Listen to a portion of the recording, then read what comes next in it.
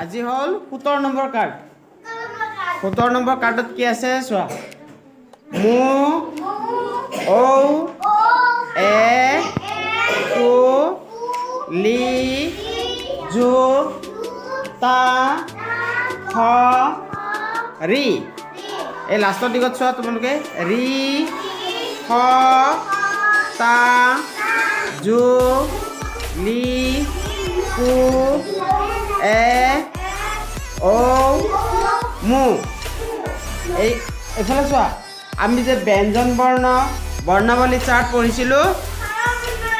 স্বৰবৰ্ণ পঢ়িছিলোঁ ব্যঞ্জাৱলী চাৰ্টত এইখিনি গোটেইখিনি দিয়া আছে গম পাইছা এইখিনি চাবা এইখিনি লৈ যাম এইটো বৰ্ণাৱলী চাৰ্টত অ চিন নাই আ আকাৰ হস্ৰই হস্ৰইকাৰ দীৰ্ঘই দীৰ্ঘকাৰ হস্ৰৌ হস্ৰৌকাৰ দীৰ্ঘৌ দীৰ্ঘৌকাৰ ৰি ৰিকাৰ এ একাৰ ঐ ঐকাৰ উ উকাৰ ঔ ঔকাৰ এইখিনি অ আ হস্ৰ দীৰ্ঘ এইখিনি কি হ'ল স্বৰবৰ্ণ আৰু এইখিনি আকাৰ ইকাৰবিলাক আকাৰ ইকাৰ থাকিলে এতিয়া চোৱা ব্যঞ্জন বৰ্ণ ইয়াতে থাকিলে যেতিয়া স্বৰবৰ্ণ আৰু ব্যঞ্জন বৰ্ণ লগ লাগিব তেতিয়া আকৌ বেলেগ হ'ব চোৱা ক আ কি হ'ব কা ক হস্ৰই কি ক দীৰ্ঘই কি ক দীৰ্ঘৌ কু হয়নে এতিয়া এই লাইনটোত গোটেইখিনি ব্যঞ্জন বৰ্ণ আছে আকাৰ যোগ আছে এইখিনি চোৱা কা খা গা ঘা উঙা চা ছা যা ঝা নিয়া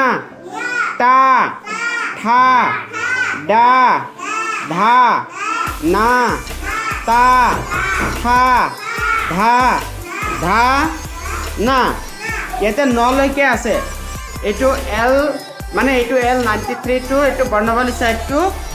নলৈকে আছে আৰু বাকীখিনি তোমালোকে বেলেগ এটা চাৰ্টত পাবা বুজি পাইছানে কোৱা এতিয়া এই ব্যঞ্জন বৰ্ণৰ চাৰ্টটো ব্যঞ্জন বৰ্ণৰ চাৰ্টটো ইফালে আছে গোটেইখিনি তোমালোকে জানা হয়নে এতিয়া ব্যঞ্জন বৰ্ণৰ চাৰ্টত কোৱাচোন ব্যঞ্জন বৰ্ণ আখৰ কেইটা আছে গন্তি কৰা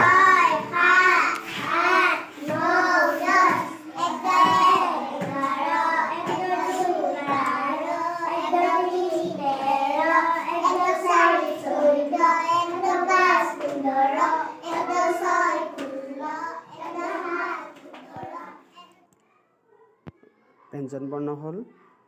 41টা আৰু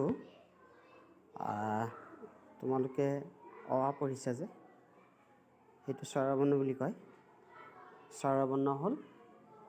11টা বুজি পাইছা দিয়া থেংক